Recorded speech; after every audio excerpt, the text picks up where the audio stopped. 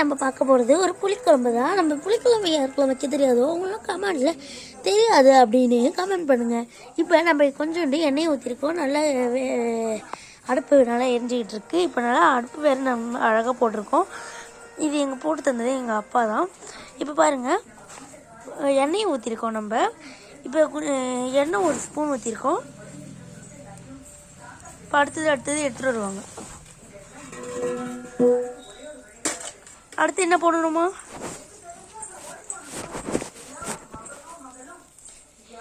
இப்போ வாழைக்காயை கட் பண்ணி வச்சுருக்காங்க. அப்புறம் கரண்டி, அப்புறம் வெங்காய தக்காளி பூண்டு, அப்புறம் பெருங்காயம்னு ஒன்று போடுறாங்க. என்னன்னு தெரியல. பெருங்காயம் இருந்தால் போட்டுக்கோங்க. பெருங்காயம் தானம்மா?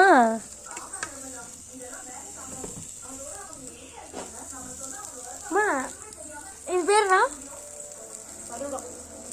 பெருங்காயம் இல்லையா, கருடமா?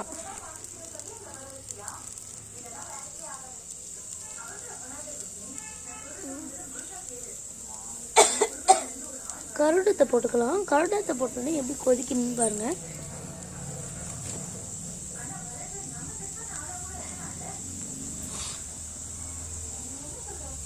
நம்ம சேனலை யாராவது சப்ஸ்கிரைப் பண்ணாமல் இருந்தீங்கன்னா சப்ஸ்கிரைப் பண்ணிக்கோங்க. புதுசாக யாராவது பார்க்குறீங்கன்னா சப்ஸ்கிரைப் பண்ணிக்கோங்க. லைக்கும் போட்டு வச்சுக்கோங்க. அன்னைக்கு நாங்கள் குக்கு நார்மலாக எல்லாத்தையும் மீடியமாக எல்லாத்தையும் போடுவோம். டான்ஸ் ஆடுறது, கதை பேசுறது எல்லாத்தையும் போடுவோம். இப்போ சோறு வடித்தது எடுத்துகிட்டு போயிட்டாங்க. கஞ்சி நல்லா சுட இருக்குது. இப்போ இந்த எண்ணெய் கொதிக்குது. என்னன்னு பார்க்கலாம் இருங்க. அடுத்து என்ன பண்ணுறாங்கன்னு தெரியல. நம்ம அடுத்து என்ன பண்ணலாங்கன்னு பார்க்கலாமா?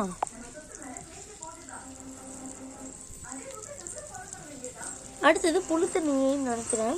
புளித்தண்ணி எடுத்து வந்து வச்சுக்கிட்டாங்க. அதில் மிளகாத்தூள் உப்பு போட்டிருக்காங்க. அப்புறம் புளி கரைச்சதை எடுத்து வந்து வச்சு மிளகாத்தூளும் உப்பு போட்டிருக்காங்க. காரத்தூள் கொஞ்சோண்டு போட்டுருக்காங்க. இப்போ இப்போ எதெல்லாம் போட்டுருக்காங்கன்னு பார்க்கலாம். இப்போ நல்லா நம்ம பண்ணிக்கிட்டோம்னா அடுப்பு வேறு நல்லா பற்றிக்கிச்சு. அதனால் நம்ம கவலைப்படுங்க. முதல்ல பச்சை மிளகாயும் பூண்டையும் போட்டு வதக்கிக்கிறோம்.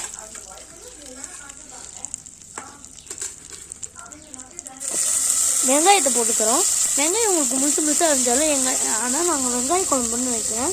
வெங்காய குழம்பு வேணுமா? அப்புறம் புளிக்குழம்பு எடுத்துனேன். புளிக்குழம்பு கிடையாது, வெங்காய குழம்பு. இப்போ நம்ம வெங்காயத்தை போட்டுக்கிறோம். நல்லா வதக்கிக்கோங்க.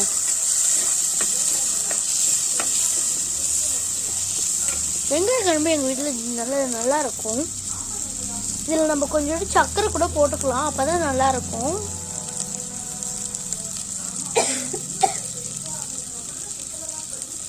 அடுப்பு வேறு நல்லா எரிஞ்சுக்கிட்டு இருக்கு. எல்லா விறகும் பற்றிக்கிச்சு.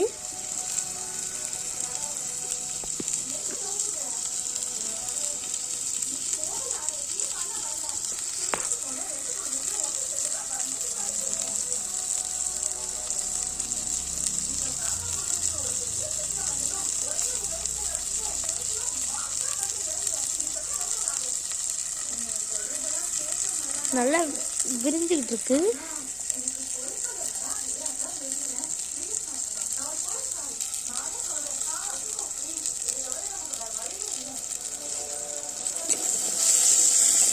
அதுக்கப்புறம் நல்லா வதக்கிக்கிறாங்க.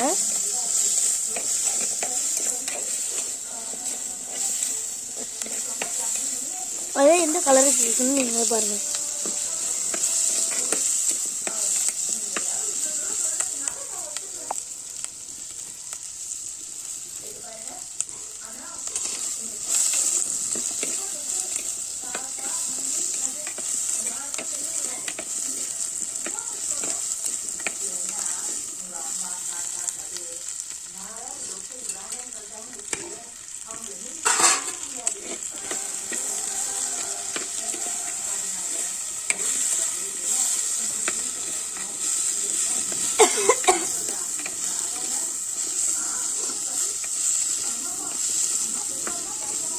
அப்புறம் தக்காளியும் போட்டுக்கிட்டாங்க.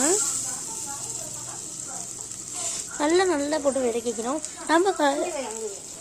நம்மளுக்கு இந்த வெங்காயம் வந்து இந்த கலரில் இருக்கணும். அப்புறம் பீட்ரூட்டு தொட்டுக்க, எங்களுக்கு வெங்காய குழம்பும் பீட்ரூட் தொட்டுக்கையும். வெங்காயம் எவ்வளோ அழகாக இந்த கலரில் இருந்துருக்கு பாருங்க.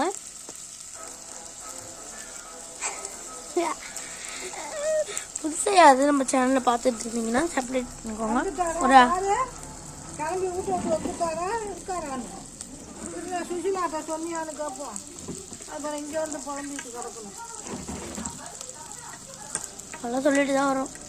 சொல்லணும்ல, அப்பப்போ சொல்லணும். உங்களுக்கு பச்சை பிள்ளை மாதிரி அதெல்லாம் சொல்லிட்டாச்சா? எவ்வளோ ஆயா ஏதோ பீக்கங்களாமா.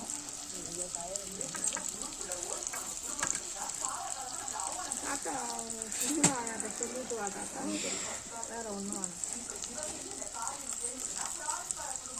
நாத்தி காய வைக்க மறந்து வச்சு வருமா நாய் ஆயிட்டு.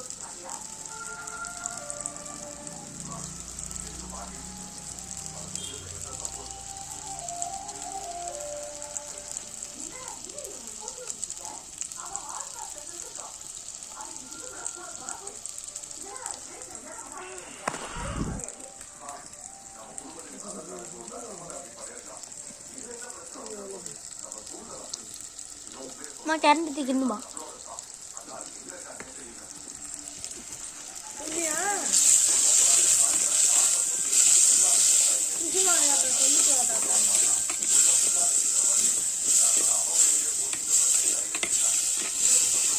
இல்லை முன்னாடியே சொல்ல வேணாம். ஏதாவது வேற எதாவது சொல்லணுமான்னு கேட்டால் எதுவுமே இல்லைன்னு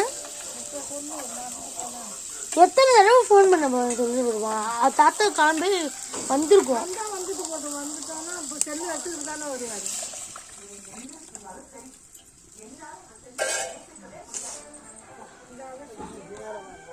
அப்புறம் புளித்தலையை நல்லா கரைச்சி விட்டு நம்ம கொட்டிக்கலாம்.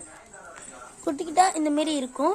உங்களுக்கு கலர் வேணும், நல்லா காம்பினேஷன் கிடச்சிரும். அதுக்கப்புறம் நம்ம இதில் வாழைக்காய் போட்டுக்கணுன்னாலும் போடலாம். ஆனால் எங்கள் வீட்டில் வாழைக்காய் போடுறாங்க. அப்புறம் நம்ம இதில் சுண்டைக்காயும் போட்டுக்கலாம். என்ன இதில் போய் செல்லில் எடுக்கிறான். சுண்டைக்காயும் போட்டுக்கலாம், வாழைக்காயும் போட்டுக்கலாம். அந்த பாத்திரத்தில் உள்ள மிளகாத்தூளை வந்து நல்லா கரைச்சி ஊற்றிக்கிறோம் நம்ம. அப்புறம் சுண்டைக்காய் வாழைக்காய் போடுறோம். இப்போ போட்டு 3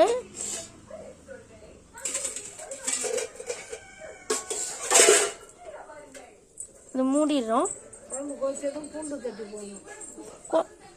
குழம்பு கொதிச்சோடனே பூண்டு தட்டியே போடணும். பூண்டு தட்டி போட்டால் தான் நல்லா வாசமாகவும் இருக்கும். அந்தமாரி மனம் நல்லா இருக்கும். வாசலுக்கு போனால் கூட உங்களுக்கு நல்லா வாசம் வரும் பின்னாடியே. அதனால ஒரு 5 மினிட்ஸ் கழிச்சு நீங்கள் எடுத்துட்டிங்கன்னா உங்கள் குழம்பு ரெடி. இப்போ இதை எடுத்துட்டோம்னா நம்ம குழம்பு ரெடி ஆகிடும். கொதிச்சோன்னு நம்ம எடுத்து உள்ளே வச்சு நம்ம சாப்பிட்றலாம். அடுத்த தொட்டுக்கு எப்படி செய்யறதுன்னா அடுத்த வீடியோவில் சொல்கிறேன்.